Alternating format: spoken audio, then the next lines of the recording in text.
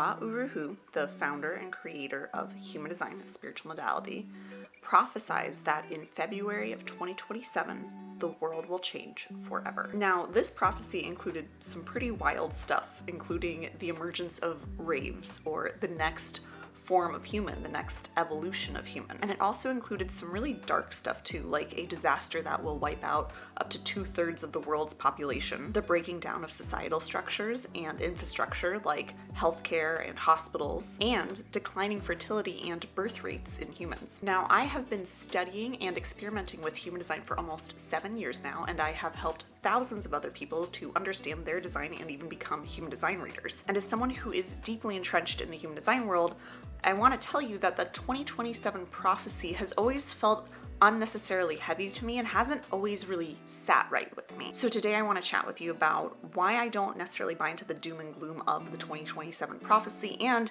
instead what I do think is coming in the coming years and in 2027, because something is coming. And of course, we will also touch on how this shift is going to impact the way we relate to and make money in the coming years and decades, because spirituality and money is what we do here on this channel. My hope is that this will help you feel less fearful of all the changes and turmoil that we're seeing in the world right now, and see how you can navigate it from an empowered, confident, and abundant place. I've got my notes here, I've got my tea, so let's dive in.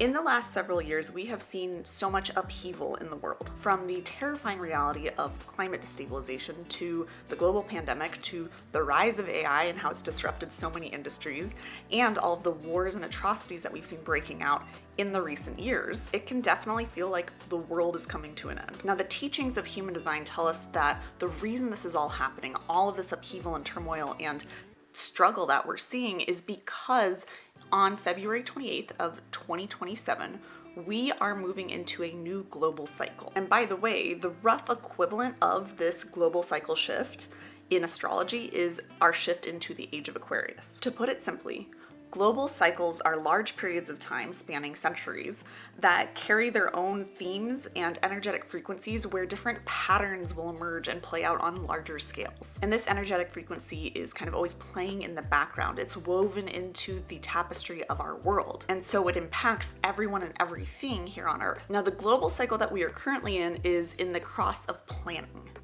And the global cycle that we're moving into in 2027 is the cross of the sleeping phoenix. The last time we shifted global cycles was back in 1615, so this is a big deal. Now, the theme or energetic frequency of our current global cycle, the cross of planning, is all about working together and creating new things from combined efforts, especially things like infrastructure, communal systems, global connectivity, and technology.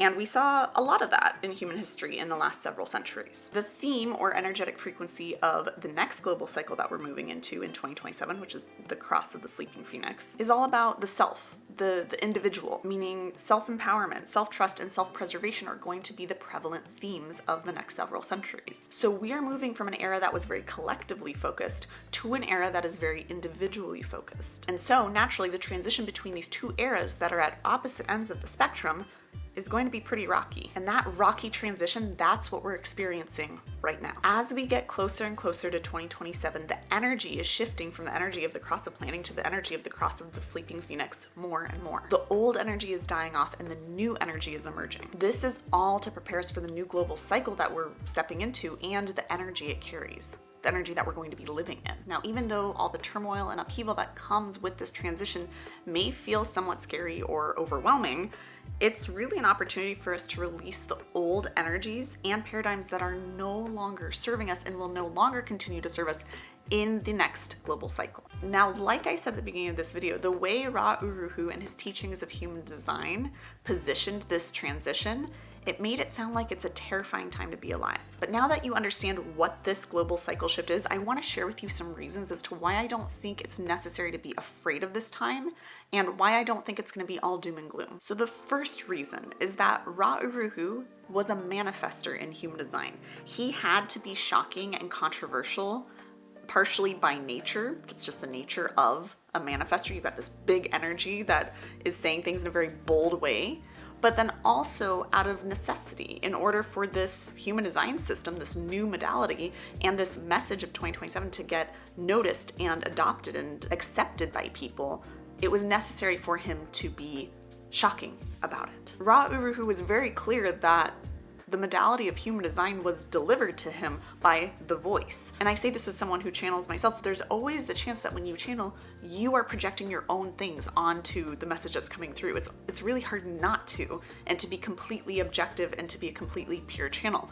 That's not always easy to do. So it's quite possible that if this is actually something that is occurring, if there's actually truth to this prophecy, then it's quite possible that it was put through Ra Uru Hu's filter of being a manifestor, being someone who was getting this very new system out into the world, and sometimes by necessity needed to dramatize it a little bit, or at least just projected his own interpretations of it onto the message itself. Now, another reason to not be too fearful of this time is because this change, it's going to continue for decades into the future. It's not going to be something that happens overnight. It's not like on February 27th of 2027, we're fully 100% in the energy of the cross of planning, and then the clock strikes midnight and all of a sudden now we're just thrown into the energy of the cross of the sleeping phoenix. That's not what happens. We're already seeing the energy shift. That's why we're seeing this upheaval in the world in all these different areas of life and of the global economy, because we're already starting to see that shift. So the energy is shifting gradually. The shift is speeding up, but it'll continue to change over time. It's not just an overnight thing. So you have time to adjust to it and to calibrate and to navigate your way through it. Now, Ra also talked in his prophecy about up to 2/3 of the world being annihilated by either man-made or natural disaster. And personally, I don't feel that this is necessarily true. Of course, anything is always possible. But I see this more as a metaphor. I see this as a change because we are changing cycles. We're changing collective, global, universal energy. So I see this more as not us necessarily dying off, but as us changing, which any sort of significant change, especially in the way we perceive the world, in the way we focus, collective shifts in consciousness, all of that is an ego death. Any significant change is a death of the ego. I really wouldn't be surprised if the 1/3 of people that Ra talked about surviving that whatever the disaster is coming is actually 1/3 of people maintaining the same mindsets and paradigms that they currently have, and then the rest of us undergoing a kind of spiritual or ego death as this energy shifts. To me, that seems much more likely, especially with just how many more people we've seen turning to spirituality, self-reflection, inner life, finding more work-life balance, right? Like, we've seen so much more of this, the rise of discussions of emotional intelligence, things like that emerging in our society. We're seeing those thought forms, those patterns start to gain momentum. I see that so much more as us really shifting in this new age and seeing the majority of the planet undergoing this sort of, like I said, spiritual or ego change. Now, like I said, yes, there is always the possibility that some sort of disaster could occur and annihilate much of humanity. But in my opinion, living in fear of that is such a waste of time and energy. Put that energy instead into living your best life, into learning to trust your inner guidance so that you can navigate all of these changes that we're seeing. And from that place, take any action that you can to prevent any sort of man-made disaster, like climate change and destabilization. Now, as for the raves, this is the next evolution of humans that Ra predicts in his prophecy. They are going to have seemingly little speech, appear to have mental and physical disabilities, but when put into pentas, which are groups of 3 to 5, they create a hive mind, which is much more powerful than we humans are. So again, this is possible because anything is possible. But I see this, again, as more of a metaphor for future generations turning away from the toxicity of a vastly globalized online culture, especially when it comes to social media, and turning more towards small communities and inward into their own soul's growth and evolution. In just a moment, I'm going to talk more about the energy of the cross of the sleeping phoenix and how we can really harness it, and you'll see why this idea of this turning inward makes so much more sense than, in my mind, a new species, a new evolutionary form taking place like Ra prophesized in his 2027 predictions. But before we dive into that, for all of these reasons that I've gone over, I always recommend taking this 2027 prophecy and all of human design or any other spiritual modality with a huge grain of salt. I encourage you to have a healthy amount of skepticism around this sort of stuff. This isn't fact, this isn't objective. So put it through your own inner guidance. That's kind of what this next global cycle is all about anyways, is putting things through your own inner guidance, listening to your own inner voice, trusting yourself. But no spiritual modality or prophecy should ever disempower you. Don't give your power away to anything external like that. These spiritual modalities like human design are tools, not rules. They should be used only to empower yourself, to help you navigate life more confidently and authentically to who you are. All right, now that I've shared some reasons why I don't think you need to be so fearful of 2027, and hopefully you're feeling a little bit more centered around that, I want to chat now about what I do think is in store for this upcoming shift of global cycles and what I think we can take from all of this and how we can navigate it. So first and most importantly, I see this shift into this new energetic frequency that the cross of the sleeping phoenix carries is an invitation for us to really, truly, deeply trust ourselves, to stop giving our powers away to others or to systems or stories that we've been told our entire lives. So that's kind of my overarching interpretation. Now, if we can actually learn this lesson, if we can actually begin to embrace this energetic frequency that is becoming the dominant energetic frequency in our world in the coming years and decades and centuries, and actually start to trust ourselves on an individual level more, start to trust our inner guidance, then first of all, what I think we'll see is that we will collectively and individually begin to redefine our relationship with global connectivity, specifically the internet and social media. We'll start to see a shift away from the addiction to technology and the toxicity of being hyper connected all the time and instant gratification and the cheap dopamine hits of the online space. We'll start to let the parts of the internet that don't really serve us and help us live our best lives fall away. We can keep the good, but we'll start to see these parts of the online world that encourage us to give our power away or that disempower us. We'll start to see a rejection of those things from an individual level that'll then become a collective attitude toward the internet. I foresee this being an opportunity for the internet to become a much more useful tool in our lives. And in doing this, in starting to be less addicted to technology and more using it as the useful tool that it can be, I think we're gonna start to connect more with the present moment, with ourselves, with our emotions, and with the people and communities around us. Also, with this global shift, I do think that we will, as Ra predicted, see some restructuring of societal infrastructure that really isn't serving the collective or the individual all that well anymore and really needs an update to better serve people. Now, I can see this being somewhat of a jarring or less than ideal or overwhelming transition. But if we are willing to listen to our own inner guidance, as the cross of the sleeping phoenix energy is asking us to do, then I think we'll be able to navigate these transitions with a good amount of grace and confidence and the ability to make sure that we are creating outcomes that are actually going to benefit ourselves and the people around us. Overall, throughout the coming years and decades, I think we're going to see a return to focusing on personal fulfillment, a rise in emotional intelligence, personal empowerment, and spiritual development. And now, when it comes to money, because that's what we talk about here on this channel, I would not be surprised if we finally see some sort of universal basic income, or at least steps toward it. This might not happen in our lifetimes, though it very well could with this energy shifting so rapidly. And overall, we will be invited to tap into the new and emerging frequencies that are beginning to govern wealth in this new era. I have a couple videos on this channel about this new emerging energy around money that's already starting to come into play as we're getting closer and closer to 2027. So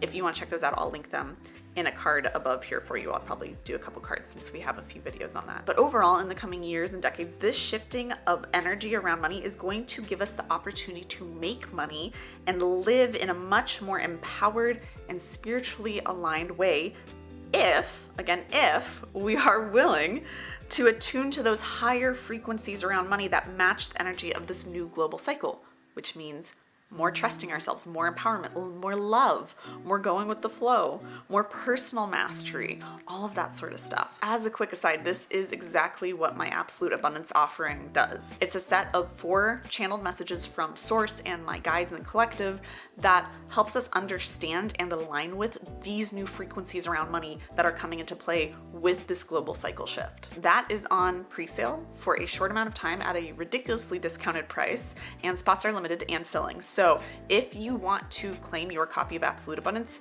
I will put the link for that in the description box below. So let's sum up what to expect with this 2027 shift that's upcoming. First of all, will there be turmoil and upheaval in the world at this time?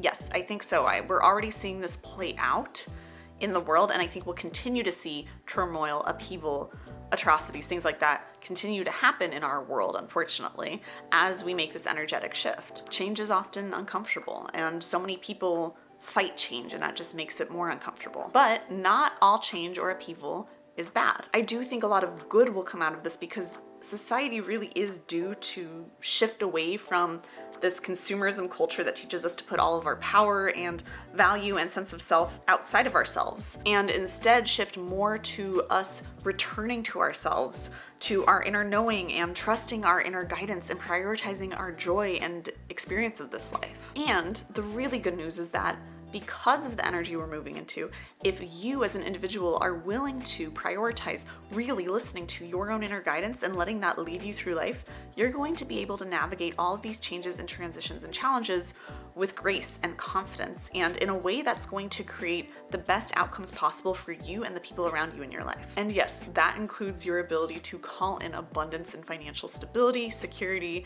and prosperity in this new era. So what's the best way to navigate this energetic shift that we're already experiencing? First of all, the main message here is to prioritize strengthening your connection with your inner guidance. Start fostering a deeper sense of self-trust. In human design terms, we call that inner guidance your authority. So start creating a relationship with that, or whatever you want to call it, whether it's your authority, your inner guidance, your inner GPS, your intuition, your gut, whatever you want to call it. Learn what it feels or sounds like to you, and then start trusting it to help you make small decisions and then gradually bigger and bigger decisions until you are very confident in your ability to trust that inner knowing and to act on it. This way, once the background energy of the world shifts to more of a theme of self-empowerment and self-mastery, you're going to be able to navigate your way through it. You're going to be well equipped to do that. Now, if you want tools to help you cultivate this self-trust and navigate life and, yes, money with it, then I've got several tools for you. I'll put all of them in the description box below. From a human design and money standpoint, I would highly recommend my Unbleep Your Finances free series. And if you want to take that deeper, Money Matrix or Wired for Wealth are great options for that. If you want to learn about the entire human design system, all parts of your chart, and be able to guide yourself and others in mastering their design to navigate all sorts of changes that life might throw at you in the coming years and decades, then I cannot say enough good things about my Ultimate Human Design Reader Resource Program. It's my most popular program. So many people have used this not only to become human design readers and create additional revenue streams, which is fantastic, but also to really master the human design system and master themselves and be able to guide others in doing the same. And of course, if you just want to learn more about this new energy of money, not from a human design perspective, but more in general terms, and really want to learn how to align with it in this new global cycle, that's what Absolute Abundance is all about. And again, all of these resources are linked for you in the description box below. With that being said, I hope that this video has shed some light on the 2027 global shift that is upcoming for us all. I hope it feels a little less scary or intimidating now. And I hope you can see the silver lining in it and the opportunity for growth and expansion and personal development that it's offering us. So if you enjoyed this video, be sure to give it a thumbs up and comment below and let me know what you're most excited about for this 2027 shift, what you're maybe still a little bit wary about, what really resonates with you in this video, or any other thoughts you have on this. I'd love to get to connect with you and chat more about this in the comments. And of course, you are welcome to subscribe to this channel for more tips and tools for manifesting abundance into your life in a spiritually aligned way. I am wishing you massive abundance, prosperity, self-trust, and self-empowerment in the years and decades to come. And I will see you again in another video very soon.